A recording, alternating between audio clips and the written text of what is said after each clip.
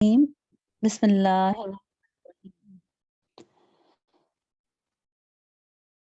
أعوذ بالله من الشيطان الرجيم. بسم الله الرحمن الرحيم. الصلاة والسلام عليك يا سيدي يا رسول الله وعلى آلك وصحابك يا حبيب الله يا رحمة للعالمين يا شفيع المذنبين یا خاتم النبیین.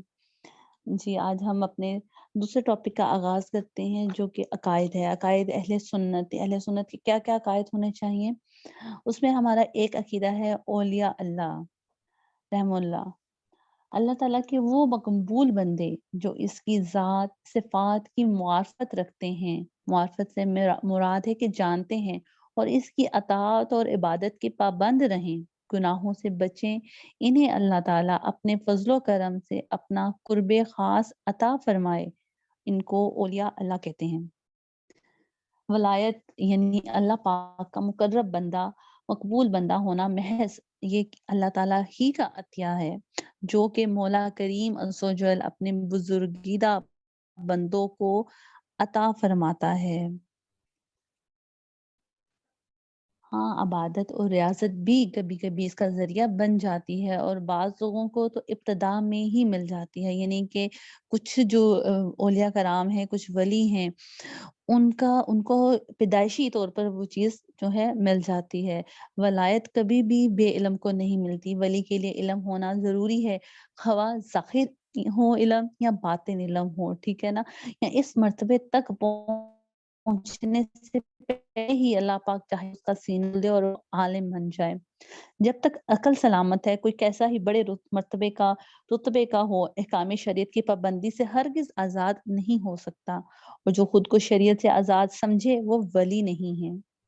جو ایسے شخص جو کسی کو ولی سمجھے کہ جو شریعت پہ عمل نہیں کرتا، کوئی بندہ کہے کہ یہ ولی ہے تو وہ شخص گمراہ ہے. اللہ تعالیٰ کی اطاعت سے اولیاء اللہ بہت کام کر سکتے ہیں. ان سے عجیب و غریب کرامتیں ظاہر ہوتی ہیں. مثلاً آن کی آن میں مشرق سے مغرب میں پہنچ جانا، پانی پر چلنا، اڑنا، جمادات یعنی بے جان چیزوں اور حیوانات سے کلام کرنا، بلاؤں اور مصیبتوں کو ٹالنا اور دور دراز کے حالات ان پر ظاہر ہونا. اولیاء اللہ کی کرامتیں در حقیقت ان انبیاء علیہ السلام کے معجزات ہیں جن کے وہ امتی ہوتے ہیں. جیسے ہم نے قرآن پاک میں صحابہ کاف کے بارے میں پڑھا، اور قرآن پاک میں ہم بہت سے اولیاء اعظام کے بارے میں پڑھتے ہیں. اولیاء اللہ سے جو بات خلاف عادت ظاہر ہوتی ہے اسے کرامت کہتے ہیں. اکثر اولیاء اللہ سے کرامات ظاہر ہوتی ہیں. اولیاء کرام ولایت اور کرامات کو چھپاتے ہیں. ہاں، جب اللہ تعالیٰ کی طرف سے حکم پاتے ہیں تو ظاہر کر دیتے ہیں. اس کا مطلب یہ ہرگز نہیں کہ جس سے کرامت ظاہر نہ ہو وہ ولی ہی نہیں. اور آپ کو یہ بھی بات بتانا چاہیں گے کہ اولیاء اللہ کے انتقال کے بعد بھی ان کی کرامات ظاہر ہوتی ہیں جسے ہر آنکھ والا دیکھتا ہے. یہ یاد رکھیے گا، کبھی کسی فاسق و فاجر سے کبھی بھی کرامت کا ظہور نہیں ہو سکتا. یہ پاسبل ہی نہیں ہے. کرامت کا ظہور صرف ایک اللہ کے ولی سے ہی ہوتا ہے. جیسے چند مشہور اولیاء کرام کے نام میں آپ کو بتا دیتی ہوں. ویسے تو الحمدللہ ہم سب جانتے ہیں پاکستان کی سرزمین اولیاء کاملین سے بھری ہوئی ہے. پوری دنیا اسلام میں، بلکہ پوری دنیا میں اللہ کے جو ولی ہیں وہ اپنی ڈیوٹیاں سر انجام دے رہے ہیں، اور جو گزر چکے ہیں ان کا فیض آج بھی جاری ہے. جیسے حضرت غوث پاک سید عبد القادر جیلانی، حضرت داتا گنج بخش حجویری، حضرت خواجہ شہاب الدین سہروردی، حضرت خواجہ معین الدین چشتی، امام اعلیٰ حضرت امام احمد رضا خان بریلوی. اس کے علاوہ اولیاء کرام کی محنت اور ان کی محبت جو ہے، یعنی انہوں نے جو محنت کی جس کی وجہ سے آج ہم یہاں ہیں، جو لاسٹ ہم نے لیکچر میں پڑھا، ان کی محنت ہی ہے جو وہ محنت کرتے ہیں کہ یہ دین اللہ پاک کا دین حاصل کرتے ہیں، علم حاصل کرتے ہیں اور وہ ہمارے تک پہنچاتے ہیں. اس کے علاوہ سامعین، اولیاء اللہ کی جو محبت ہے دونوں جہانوں کی سعادت اور رضائے الہی کا سبب ہے. ان کی برکت سے اللہ تعالیٰ مخلوق کی حاجتیں پوری کرتا ہے، مصیبتیں دور ہوتی ہیں. ان کی دعاؤں سے مخلوق فائدہ اٹھاتی ہے. ان کے مزاروں کی زیارت، ان کے عرسوں میں شرکت سے برکات حاصل ہوتی ہیں. ان کے وسیلے سے دعا کرنا قبولیت کا ذریعہ ہوتا ہے. ان کی سیرت سے رہنمائی حاصل کر کے گمراہی سے بچ کر صراط مستقیم پر استقامت کے ساتھ چلا جا سکتا ہے. ان کی پیروی کرنے میں نجات ہے. آپ کو پتا ہے کہ مرنے کے بعد مسلمان مردوں کو صدقہ، خیرات، تلاوت قرآن شریف، ذکر الہی اور دعا سے فائدہ ہوتا ہے۔ ان سب چیزوں کو ثواب پہنچتا ہے۔ اسی لیے ہم فاتح اور 11ویں شریف وغیرہ مسلمانوں میں رائج ہے، بہت پہلے سے رائج ہے، اور بہت سی احادیث سے یہ امور ثابت ہیں، اور ان چیزوں کا جو منکر ہے وہ گمراہ ہے۔ اللہ پاک ہم سب کو اس پر عمل کرنے کی جو ہے وہ توفیق عطا فرمائے، کیونکہ آج جیسے کہ ہم ذکر کریں گے اولیاء اللہ کا جو ہمارے قائد میں شامل ہے، تو آج پیروں کے پیر، پیرانے پیر حضرت غوث پاک رحمۃ اللہ علیہ کے بارے میں، ان کی سیرت پاک کے بارے میں ہم پڑھیں گے، کہ جہاں ہمارا عقیدہ ہے اولیاء اللہ پر ایمان لے کے آنا، قرآن پاک میں ارشاد باری تعالیٰ ہے، ألا إن أولياء الله لخوف عليهم ولا هم يحزنون۔ ترجمہ کنز الایمان، سن لو بے شک اللہ کے ولیوں پر نہ کچھ خوف ہے نہ کچھ غم۔ نبی کریم صلی اللہ علیہ وآلہ وسلم نے فرمایا کہ انبیاء کا ذکر کرنا عبادت ہے، اولیاء اللہ کا ذکر کرنا گناہوں کا کفارہ ہے۔ حضرت غوث اعظم سرکار وہ عظیم بزرگیدہ ہستی ہیں کہ جب آپ کی والدہ ماجدہ 9 سال کی عمر میں قرآن مجید پڑھنے کے لیے مدرسے بھیجا۔ یہ بات سب جانتے ہیں کہ پہلے قاعدہ جو ہے استاد پڑھاتا ہے، اور پھر بچہ جو ہے قرآن پاک سیکھتا ہے۔ تو کیا ہوا کہ حضرت غوث پاک نے استاد محمد کو پہلے سپارے سے 18 سپارے زبانی سنا دیے۔ سبحان اللہ۔ پوچھا گیا کہ آپ نے 4 سال کی عمر میں یہ سب کچھ کیسے حفظ کیا؟ تو فرمایا والدہ روزانہ پڑھتی تھیں اور دوران حمل مجھے یاد ہو گئے۔ استاد محترم نے فرمایا کہ باقی سپارے بھی پڑھیں، تو فرمایا کہ والدہ صاحبہ سے اتنا ہی سنا اور یاد ہوا۔ مطلب کہ والدہ کو 18 سپارے حفظ بھی تھے اور آپ انہیں باقاعدہ دہرایا بھی کرتی تھیں۔ سبحان اللہ۔ اس واقعے میں ایک بہت بڑا درس ہے ہمارے لیے کہ ہمارے معاشرے میں اس بات کو اہمیت ہی نہیں دی جاتی کہ بچہ ماں کے پیٹ سے سیکھ رہا ہوتا ہے۔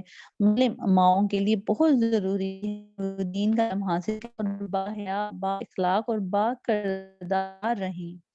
ان کے آنے والی نسلوں پر بھی اس کا اثر ہوتا ہے۔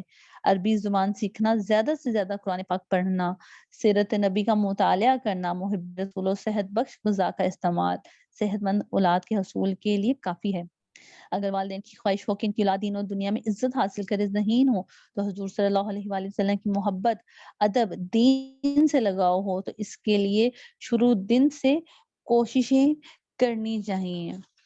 جب والدین ایسے ہوں تو اولاد بھی غوث پاک الورا جیسی ہوتی ہے۔ حضرت سیدنا حضرت شیخ عبد القادر جیلانی قطب الربانی غوث اعظم سرکار رضی اللہ تعالیٰ عنہ حسنی اور حسینی سید ہیں۔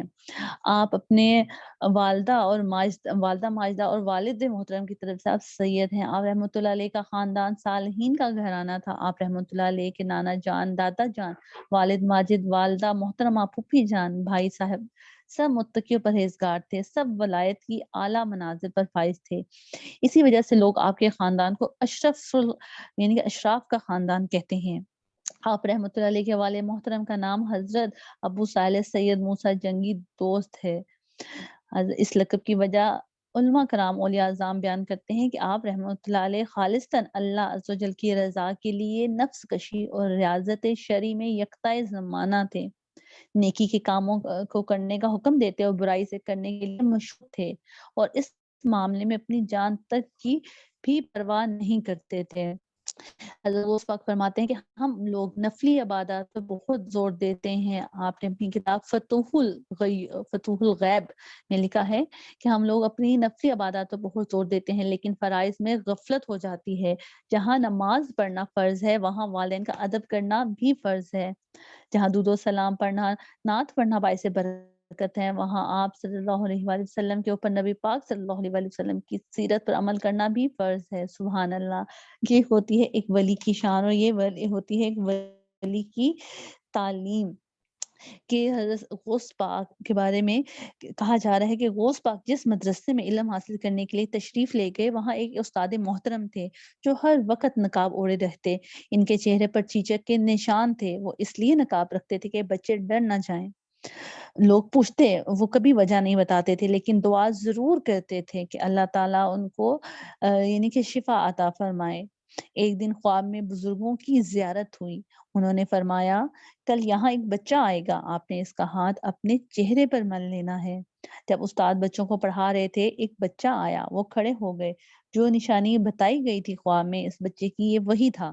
وہ اسے اپنے کمرے میں لے گئے اور اس سے پہلے کبھی ایسا نہیں ہوا تھا۔ استاد بچے کو اپنے کمرے میں لے جائیں، تھوڑی دیر بعد استاد محترم باہر نکلے، ان کے چہرے پر نقاب نہیں تھا اور ان کا چہرہ اتنا خوبصورت تھا کہ سب حیران ہو گئے اور لوگوں نے کہا کہ آپ اتنے خوبصورت تھے اس لیے اپنا چہرہ چھپا کر رکھتے تھے۔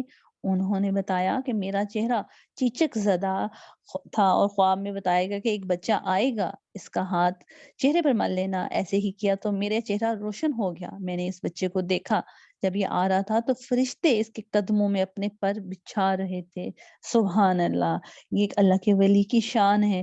حضرت غوث پاک رحمۃ اللہ علیہ پیدائشی ولی ہیں، اکثر ان کی کرامات بیان کی جاتی ہیں۔ لوگوں کا خیال ہے کہ جس ولی اللہ سے بڑی کرامت ظاہر ہوگی وہ بڑا ولی ہوگا۔ اصل بات یہ ہے کہ اللہ کے حضور وہ بندہ کتنا پسندیدہ ہے۔ حضرت غوث پاک رحمۃ کے ایک ولی ہے، ولی کی شان قرآن پاک میں اللہ تعالیٰ نے جیسے بتا دی کہ بے شک اللہ کے ولیوں کو نہ کوئی خوف ہے نہ وہ غمگین ہوں گے۔ اللہ پاک نے مزید ارشاد فرمایا کہ یہ وہ لوگ ہیں جو ایمان لائے اور عمر بھر پرہیزگاری کرتے رہے اور انہی کے لیے بشارت ہے دنیاوی زندگی میں اور آخرت میں۔ اس کے علاوہ قرآن پاک میں بتایا جاتا ہے انعام یافتہ لوگوں کا، کہ انعام یافتہ لوگوں میں انبیاء اور شہداء اور صالحین یعنی کہ اولیاء اللہ ہیں۔ یعنی ہم ہر صالحین کس کو کہا جاتا ہے؟ صالحین جو ان سے نیک لوگ، ان کو کہا جاتا ہے۔ ایک اور جگہ اللہ تعالیٰ ارشاد فرماتا ہے کہ اللہ تعالیٰ قرآن پاک میں ارشاد فرماتا ہے کہ اے ایمان والو اللہ سے ڈرو اور سچے لوگوں کے ساتھ ہو جاؤ۔ سبحان اللہ، سچے لوگ کون ہیں؟ سچے لوگ وہی ہیں کہ رسول کریم صلی اللہ علیہ وآلہ وسلم سے پوچھا گیا کہ اولیاء اللہ کون ہوتے ہیں؟ آپ نے فرمایا وہ لوگ جن کو دیکھنے سے اللہ کی یاد ہوتی ہے۔ سبحان اللہ، ولایت نام ہے قرب الہی کا اور ہمیشہ اللہ تعالیٰ کے ساتھ مشغول رہنے کا۔ جب بندہ اس مقام تک پہنچتا ہے تو اس کو کسی چیز کا خوف نہیں رہتا۔ حضرت عباس رضی اللہ عنہ فرماتے ہیں کہ ولی وہ ہے جس کو دیکھنے سے اللہ یاد آتا ہے۔ سبحان اللہ، اللہ پاک ہمیں حدیث قدسی میں فرماتا ہے کہ جو میرے کسی ولی سے دشمنی رکھتا ہے میں اس سے اعلان جنگ کرتا ہوں۔ اب کس کی مجال کہ اللہ سے جنگ کر سکے؟ ہم تو ناچیز ہیں، ہم تو کسی بندے سے اپنے حق کے لیے نہیں لڑ سکتے، تو ہم اللہ سے جنگ کریں؟ استغفر اللہ۔ اللہ تعالیٰ نے اولیاء کرام کے مخالفین سے جنگ کرنے کا اعلان کیا، اس لیے کیا کہ اولیاء اللہ اللہ تعالیٰ کے محبوب بندے ہیں۔ اصول یہ ہے کہ محبوب کا دوست محبوب ہوتا ہے اور محبوب کا جو دشمن ہے دشمن ہوتا ہے۔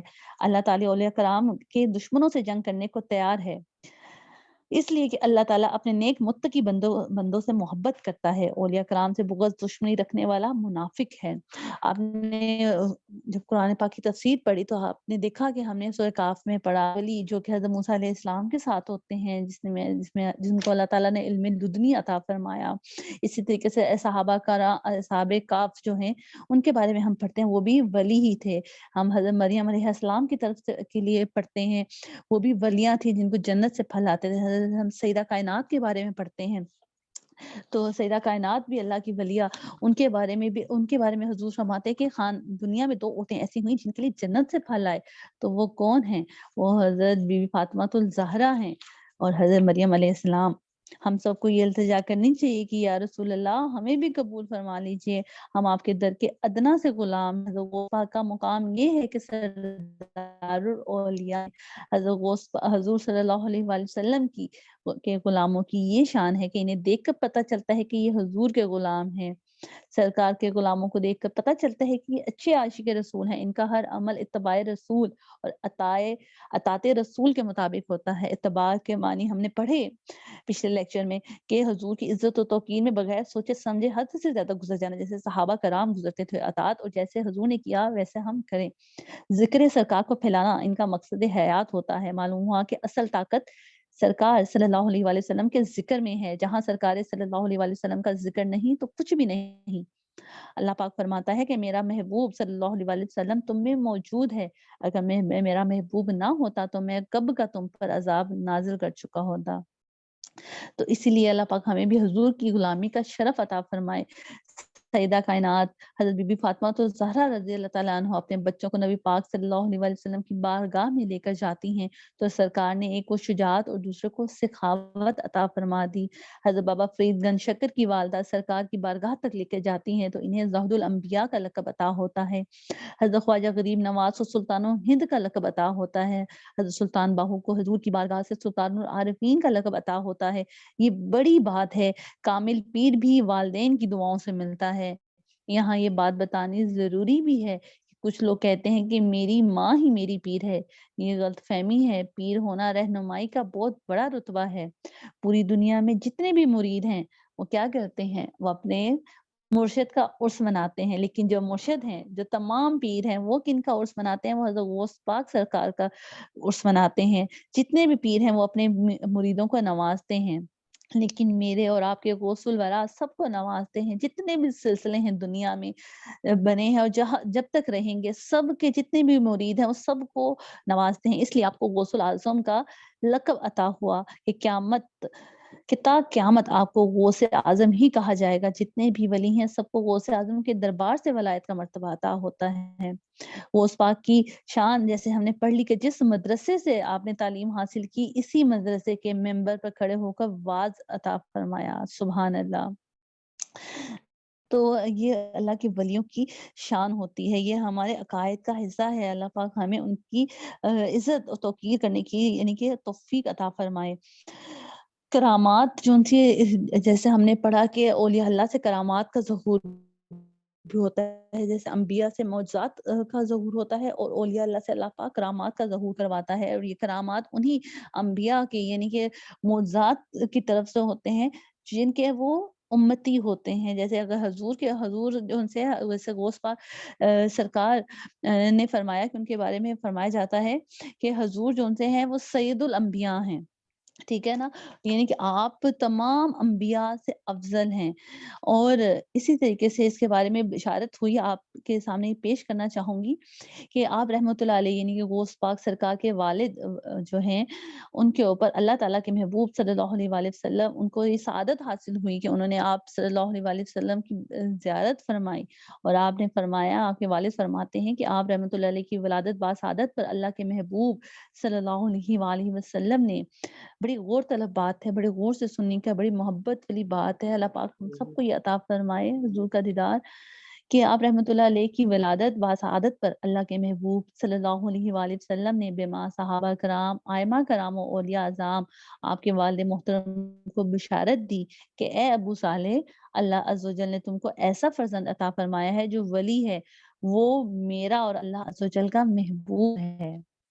इसकी औली और खताब यानी कि कुतुब में वैसी शान होगी जैसे अंबिया और मुरसलीन अलैहिस्सलाम में मेरी शान है। सुभान अल्लाह।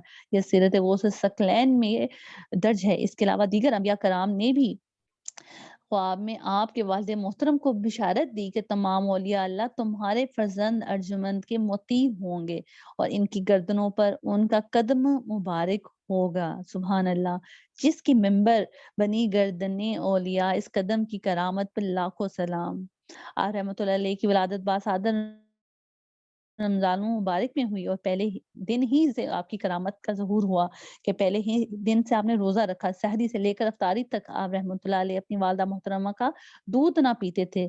चुनांचे गौस पाक रहमतुल्लाह अलैह की वालिदा माजिदा फरमाती हैं कि जब मेरा फ़र्ज़ंद अब्दुल कादिर पैदा हुआ तो रमज़ान शरीफ में दिन भर दूध ना पीता था। सुभान अल्लाह।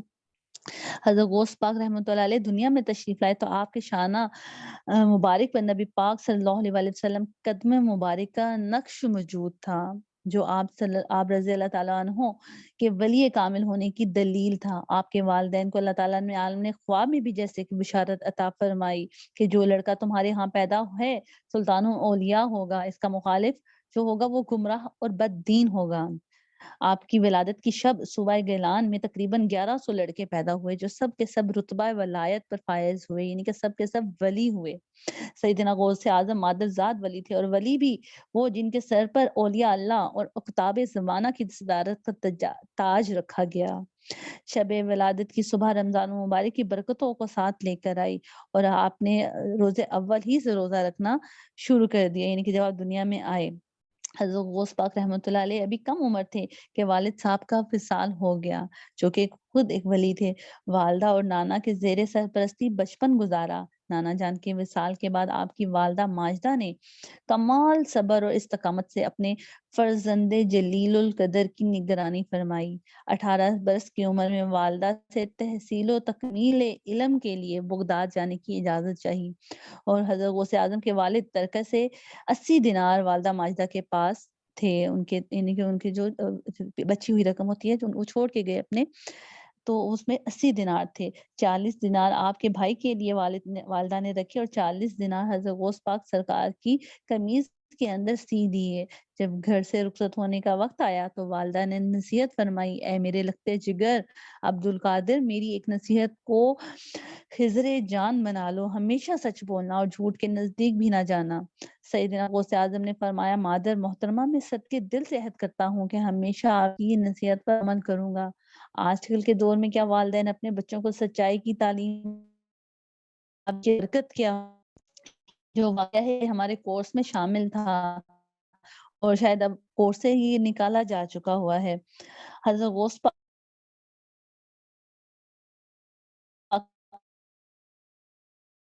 سرکار سے رخصت آپ کے خاندان پر ڈاکوؤں نے حملہ کر دیا، لوگوں سے مال اسباب لوٹ کر ایک جگہ ڈھیر کر پوچھا گیا کہ تیرے پاس کچھ ہے، تو آپ نے اطمینان سے جواب دیا کہ میرے پاس 40 دینار ہیں۔ اس پر ڈاکوؤں کا جو سردار تھا وہ ہے نے پوچھا کہ سچ بتا تیرے پاس کیا ہے؟ آپ نے فرمایا کہ میری قمیض میں سلے ہوئے ہیں۔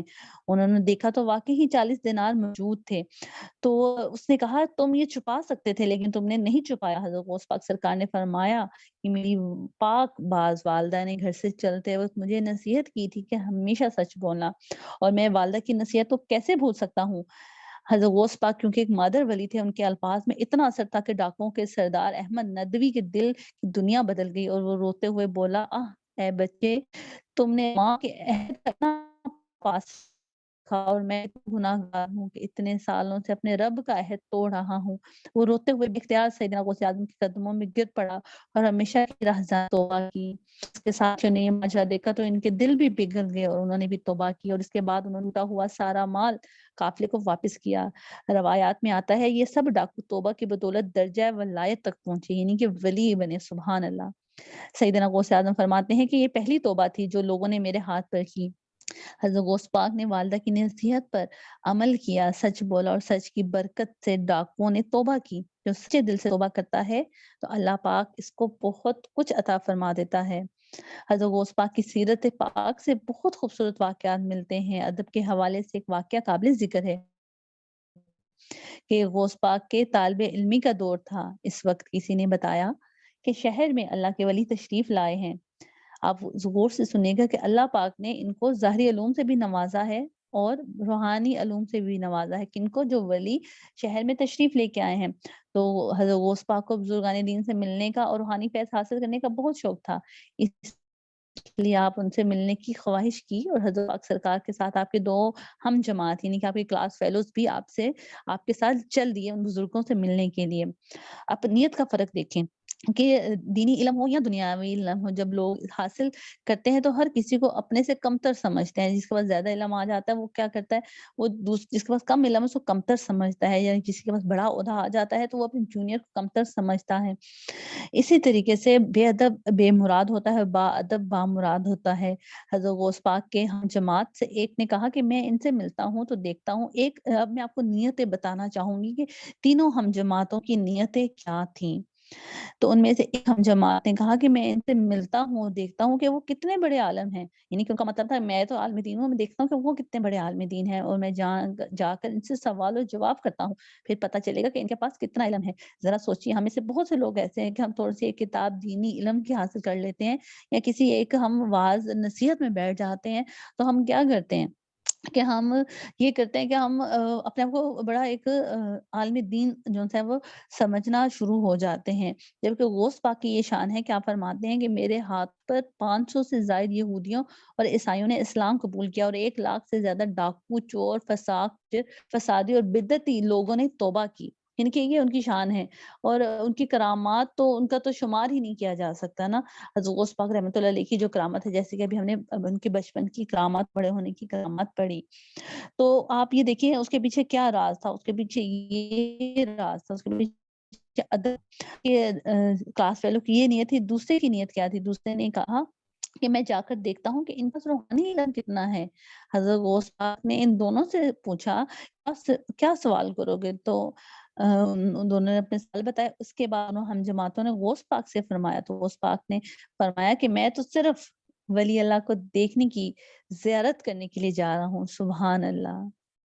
تینوں کے راستے میں ساری گفتاری رہی، اللہ کے پاس پہنچے کہ جو ولی ہوتے ہیں صاحب نظر ہوتے ہیں، صاحب نظر کے پاس پہنچے۔ اللہ تعالیٰ نے اپنے ولیوں کو پہلے سے سب باتوں سے آگاہ کرا ہے۔ اس ٹائم بھی یہی ہوا کہ اللہ تعالیٰ نے اپنے اس ولی کو ہر بات سے آگاہ کر دیا۔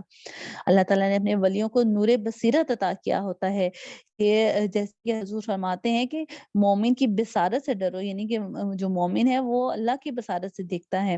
جیسے کہ اللہ پاک قرآن پاک میں فرماتا ہے جب کوئی میرا ہو جاتا ہے تو میں اس کے ہاتھ بن جاتا ہوں جس سے وہ کام کرتا ہے، میں اس کی آنکھیں بن جاتا ہوں، ٹھیک ہے، میں اس کے پاؤں بن جاتا ہوں جس سے وہ چلتا ہے۔ تو اسی طریقے سے اللہ تعالیٰ اپنے ولیوں کو نور بصیرت عطا فرماتا ہے۔ نور بصیرت کیا ہوتا ہے؟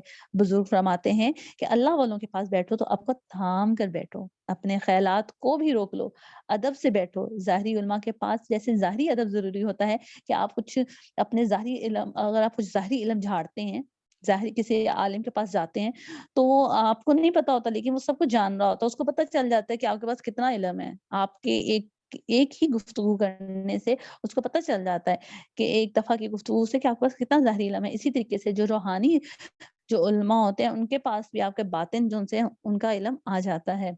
تو کہا جاتا ہے کہ جب کسی روحانی علماء کے پاس یعنی کسی ولی کے پاس جاؤ تو اپنا باطن سنبھال کر بیٹھو، یعنی کہ ادب سے بیٹھو۔ اور ان بزرگ ہستی نے کیا کیا کہ دونوں طالب علم کی بات کا جواب دیتے ہوئے جلال میں فرمایا کہ یہ تیرا سوال ہے، یہ اس کا جواب ہے، اور یہ بھی فرما دیا کہ تم دونوں کا انجام کیا ہوگا، خاتمہ کیا ہوگا۔ وہ دونوں جو ہم جماعتی کیونکہ عالم دین بن رہے تھے، اور اسی طریقے سے وہ بہت بڑے عالم فاضل ہوئے، لیکن دنیا کے ہاتھوں میں دین بیچا اور ایمان سے محروم دنیا سے گئے۔ استغفر اللہ۔ کیونکہ ساری عمر کی انسان کی بس ایک ہی دعا ہے اور ایک ہی کمائی ہوتی ہے کہ کتنا بڑا کوئی غوث قطب ابدال بن جائے، کہ اس کی یہی دعا ہوتی ہے کہ اس کا جو خاتمہ ہے وہ ایمان کے اوپر ہو۔ بڑے بڑے ولیوں کو ہم نے یعنی کہ جو جتنا زیادہ اللہ پاک کے قریب ہوتا ہے اتنا زیادہ اللہ تعالیٰ سے دعا ہوتا ہے کہ اس کا ایمان پر خاتمہ ہو۔ تو ان کا جو خاتمہ تھا استغفر اللہ وہ ایمان پر نہیں ہوا، لیکن حضرت غوث پاک سرکار نے فرمایا میں تو ان کا دیدار کرنے جا رہا ہوں۔ روحانی فیض محبت ادب سے بزرگوں کی بارگاہ میں حاضر ہونے سے ملتا ہے۔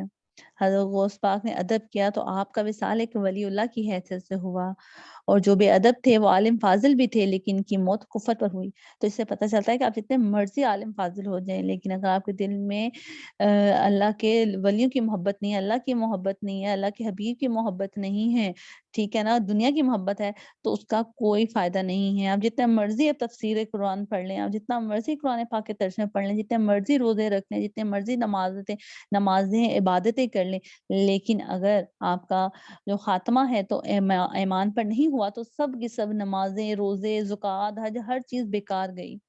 یہ اللہ پاک قرآن پاک میں فرماتے ہیں سورہ آل عمران میں کہ اگر تفسیر میں بیان فرماتا ہے کہ اگر وہی انسان کامیاب ہے جو کہ جس کا ایمان پر خاتمہ ہو، ٹھیک ہے نا، اور جس کو آخرت میں انجام اچھا مل جائے۔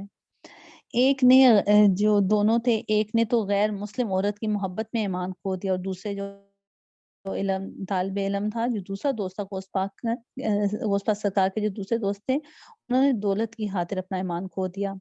حضرت غوث پاک سرکار نے نہ ہی دولت، شہرت، نہ ہی عورت، نہ ہی جائیداد کے لیے ایمان کا سودا کیا، بلکہ ان کے ہاتھوں پر تو لاکھوں لوگوں نے اسلام قبول کیا۔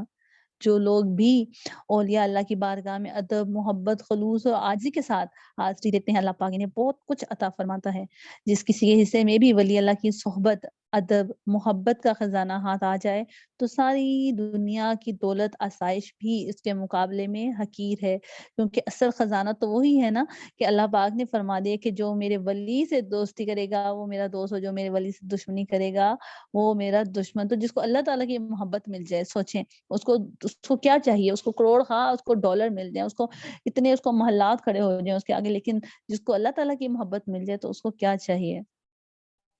آپ رحمۃ اللہ علیہ کے واعظ مبارک کی یہ شان تھی کہ آپ کے واعظ کو سننے کے لیے لاکھوں افراد کا مجمع ہوتا تھا۔ اولیاء اعظام آپ رحمۃ اللہ علیہ کے بیان مبارک کی برکتیں سمیٹنے کے لیے کثیر تعداد میں موجود ہوتے تھے۔ حضرت غوث پاک کی مبارک آواز کی یہ شان تھی کہ جتنا اونچا لوگ آگے والے سنتے تھے، آخر والے بھی اتنا ہی اونچا سنتے تھے۔ آپ کے آواز میں بسا اوقات برکت دینے کے لیے انبیاء کرام اور سید الانبیاء صلی اللہ علیہ وآلہ وسلم بھی جلوہ افروز ہوتے۔ سبحان اللہ! ایک ولی ہی ایک ولی کی شان کو جان سکتا ہے۔ آپ رحمۃ اللہ علیہ کا سراپا سنت تھا، آپ کا چلنا پھرنا، سونا جاگنا، اٹھنا بیٹھنا شریعت کا ادار تھا۔ آپ کے اصحاب حمیدہ بہت زیادہ ہیں کہ شمار میں نہیں آ سکتے۔ یہاں چند ایک بیان کرنا چاہوں گی کہ آپ رحمۃ اللہ علیہ بہت جلد رونے والے، نہایت خوف والے، باحیت، مستجاب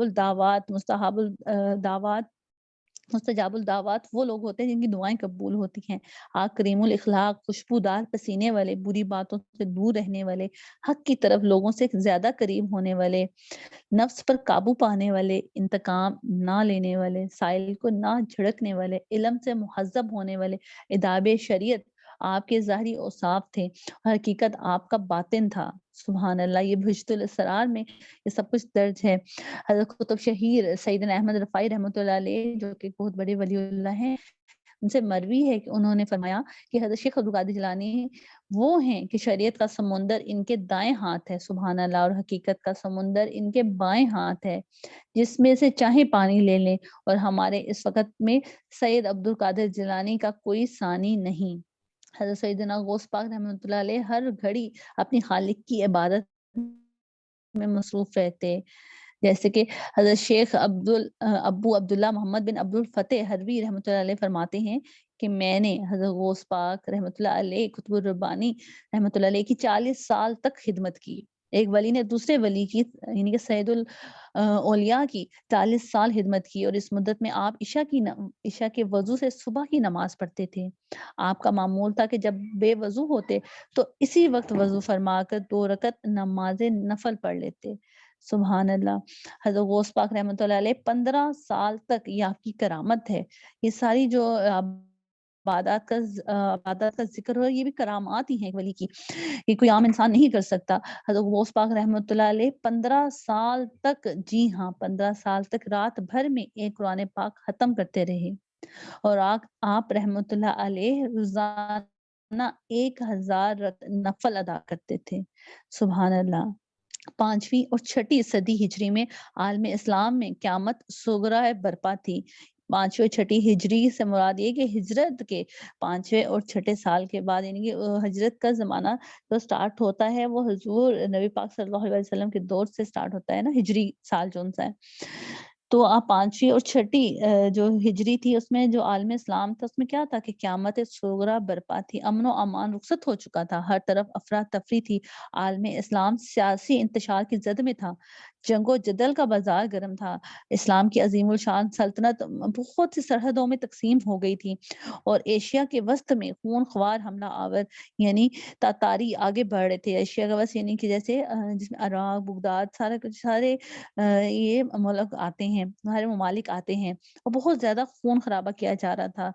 جو ہمارے علماء تھے اور ہمارے جو عالم دین اور تھے جو علمی بحثوں میں الجھے ہوئے تھے، آپس میں فرقوں میں بٹ رہے تھے، اور اب صرف ایک ہی رستہ باقی رہ گیا تھا کہ اس تباہ حال امت میں ایک ایسا گروہ پیدا ہو جو سونے والوں کو جگائے اور بھولے ہوں کو سیدھے رستے پر لائے، کتاب و سنت کا احیاء کرے۔ ظاہر ہے یہ کام ایسی جماعت انجام دے سکتی تھی، اور وہی افراد اس کشتی کو پار لگا سکتے تھے جن کو تو نہ دنیا خرید سکتی ہو اور نہ ہی سلطنت ان سے خرید سکتی ہو۔ جی ہاں، جیسے کہ ہم نے غوث پاک کے بارے میں پڑھا، جیسے ان کو نہ ہی دنیا چاہیے تھی تو نہ ہی ان کو سلطنت چاہیے تھی، اور 5ویں اور 6ठी صدی ہجری میں گمراہی اور ضلالت کے سائے اتنے طویل و عریض ہو گئے تھے کہ انہوں نے تمام دنیا کو اپنے لپیٹ میں لے لیا تھا۔ یعنی کہ یہ وہ دور تھا کہ جب لوگ اسلامی تعلیمات کو بالکل بھول چکے ہوئے تھے اور صرف انہوں نے دولت کو اپنا شعار بنا لیا تھا، رئیس تھے، ٹھیک ہے نا، اور انہوں نے دین ختم ہو گیا تھا، بالکل عالم فاضل آپس میں الجھے ہوئے تھے اور دین پھیلانے والا کوئی نہیں تھا، لوگوں کو نفسا نفسی یعنی کہ جو خون خرابہ تھا، اخلاق ختم ہو چکا ہوا تھا بالکل، اس میں پاس ان کو بٹھانے والا کوئی نہیں تھا۔ تو اس وقت جو ضرورت تھی وہ یہ تھی کہ ایک ایسا بندہ آئے جو باطل کرے اور احیاء دین مطلب کہ یہ تحریک بھی چلائے اور یہ تحریک بھی بہت وسعت والی ہو۔ اللہ تعالیٰ نے یہ اہم اور دشوار کام اپنے محبوب اور مقدس بندے کے سپرد فرمایا، جو اللہ کے محبوب سید المرسلین خاتم النبیین سے خاص نسبت رکھتے تھے، اور انہوں نے بڑی ہی بے جگری اور بڑی مردانگی کے ساتھ دین کی احیاء کے لیے کام کیا۔ جی وہ کون تھے اور اس میں وہ کامیاب بھی ہوئے؟ یہی وہ مسند نشین ہیں جو حضرات صحابہ کرام کے نقش قدم پر چلتے ہوئے اس دورے پرفتن میں شرک و کفر کے اندھیروں میں انہوں نے کیا کیا کہ اسوائے رسول صلی اللہ علیہ وآلہ وسلم کے چراغ روشن کیے، لوگوں کو پاک کا اسوائے حسنہ بتایا، اور آج تک اس پاک رحمہ جو ان کا کیا ہوا ہے چراغ ہے، دنیا اسلام کے گوشے میں دین پھیلا رہا ہے۔ حضرت غوث پاک رحمۃ اللہ علیہ سرکار کا واضح بیان کا انداز جیسے کہ بتایا کہ اس میں دور دور سے علماء، ظاہر اسلام تو آ چکا ہوا تھا، یہ تو صحابہ کرام کے بعد کا دور تھا، کہ علماء آتے تھے آپ کے واقع سننے کے لیے اور فیض یاب ہو کر جاتے تھے، اور اس دور کے علماء سے بہت زیادہ ہوتے اور حق پسند فرماتے تھے۔ آپ امیروں، وزیروں، بادشاہوں کے در بھی وابستہ نہیں ہوئے۔ آپ نے گوشہ نشینی اور رہبانیت پسند نہیں فرمایا، یعنی رہبانیت کا مطلب ہوتا ہے کہ دنیا کو چھوڑ کے آپ بس اللہ تعالیٰ کی عبادت میں لگ جائیں، ٹھیک ہے نا؟ تو اگر آپ ایسا کرتے تو آپ کا تو مشن کامیاب ہی نہیں ہو سکتا تھا۔ آپ نے بڑی بہادری سے، خلوص سے عوام اور خاص یعنی کہ عام لوگوں کو اور خاص لوگوں کے لیے اپنی مجلس کے دروازے کھول دیے، لوگوں کی اصلاح اور تربیت جو بھی واضح نصیحت سے فرمائی، صاف صاف الفاظ میں ہدایت فرماتے۔ اور آج بھی آپ دیکھتے ہیں کہ غوث پاک کے جو مرید ہیں، جو اس سلسلے کے مرید ہیں، جیسے کہ حافظ امتیاز الحق الحمدللہ وہ قادریہ سلسلے کا فیض لوگوں کو بانٹتے ہیں، اور ان کا بھی یہی انداز ہے کہ وہ واعظ و نصیحت فرماتے ہیں نہایت ہی آسان الفاظ میں۔ اگر آپ ہمارا دارالرجال حق کا پیج سبسکرائب کرتے ہیں تو آپ بہت آسانی سے ان کے واعظ و نصیحت کی جو بیانات ہیں وہ آپ سن سکتے ہیں، کیونکہ وہ قادری سلسلے سے ہیں اور لوگوں کو قادری سلسلے میں بیعت فرماتے ہیں۔ اگر آپ اس سے کوئی ابھی تک بیعت نہیں ہوا اور حضرت غوث پاک سرکار رحمۃ اللہ علیہ قادری سلسلے میں بیعت ہونا چاہتا ہے تو وہ حافظ امتیاز الحق کے ہاتھ پر بیعت کر سکتے ہیں اور آرام سے قادری سلسلے میں آ سکتے ہیں، کیونکہ غوث پاک سرکار رحمۃ اللہ علیہ کا جو فیض ہے وہ حاصل کر سکتے ہیں، ٹھیک ہے نا؟ اور آپ رحمۃ اللہ علیہ کے بارے میں تو یعنی کہ جتنے بھی ہم آپ کی شان بیان کریں، سیرت بیان کریں، کہ وہ ایک لیکچر نہیں، تمام لیکچر ہی ختم ہو جائیں، اور وہ جو چیزیں ہیں، جو سیرت ہے، آپ کی کرامات ہیں، وہ سب کی سب پوری نہ ہو پائیں۔ تو کتنا آسان طریقہ ہے کہ آپ ان کی فیض یاب ہونے کے لیے آپ ان کے سلسلے میں آ جائیں، غوث پاک سرکار کے سلسلے میں آ جائیں۔ امیروں، وزیروں، بادشاہوں کے کردار پر، گفتار پر آپ نے بلا تنقید یعنی کہ اشاروں سے نہیں بلکہ ڈائریکٹ آپ نے یعنی کہ ان کے اوپر اشاروں کی کنائیوں سے کبھی کام نہ لیا، بلکہ ڈائریکٹ ان سے کلام کیا، ظلم و بربریت سے ان کو روکا۔ تصوف اور روحانیت کے موضوع پر عام لوگوں کی مجلس میں کبھی بیان نہیں فرمایا، یعنی کہ آپ نے ہمیشہ اپنی جیسے عوام ہے آپ نے اسی کے مطابق روحانیت اور تصوف کے موضوع پر گفتگو فرمائی۔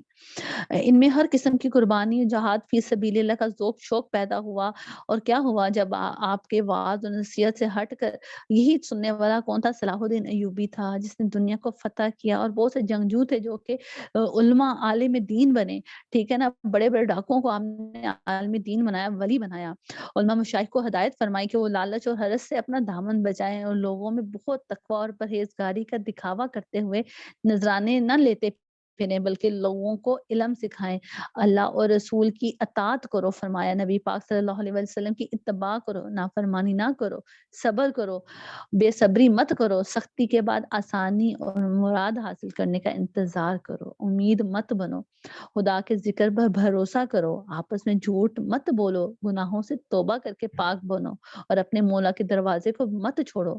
آپ نے اپنے وعظ اور خطبات میں کبھی رحمانیت اور ترک دنیا کا مشورہ بھی نہیں دیا۔ تو اس میں کوئی شک نہیں کہ حضرت غوث پاک سرکار رحمۃ اللہ علیہ سے بہت سی کرامتوں کا ظہور ہوا۔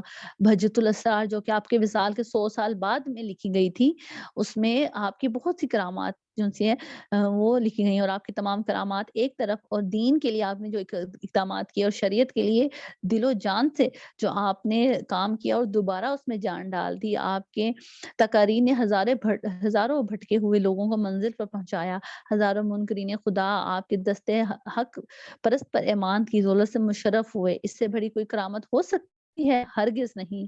اللہ پاک ہم سب کو غوث پاک رحمۃ اللہ علیہ کی یعنی کہ صحبت جو عطا فرمائے، ان کا سلسلہ عطا فرمائے، اور جیسے کہ حضور نے فرمایا کہ انبیاء کا ذکر عبادت ہے اور اولیاء کا ذکر گناہوں کا کفارہ ہے، تو حضرت غوث پاک وہ عظیم بزرگدہ ہستی ہیں کہ جب آپ کی والدہ ماجدہ نے 4 سال کی عمر میں قرآن مجید پڑھنے کے لیے بھیجا، تو آپ سب یہ بات جانتے ہیں، جیسے میں نے پہلے بھی بتایا کہ آپ کو 18 سپارے حفظ تھے، تو ہم ان جیسے ہم جتنی مرضی عبادات کر لیں، ہم غوث پاک کے مقام تک نہیں پہنچ سکتے، ہاں لیکن ہم ان سے فیض ضرور حاصل کر سکتے ہیں۔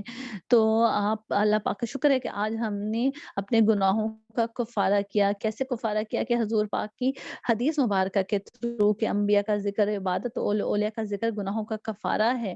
تو اللہ پاک ہمیں توفیق عطا فرمائے کہ ہم ان کے نقش قدم پر چلتے ہوئے ان سے فیض یاب ہوں، اور ہم اولیاء اللہ کے جو ہے ان کی ادب کر سکیں، ان کی صحبت میں بیٹھ سکیں۔ آمین بجاہ النبی صلی اللہ علیہ وآلہ وسلم۔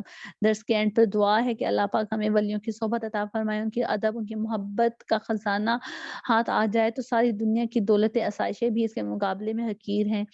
درس کے اینڈ پہ کوئی غلطی کوتاہی ہوگی تو اللہ پاک اس کو معاف فرمائے۔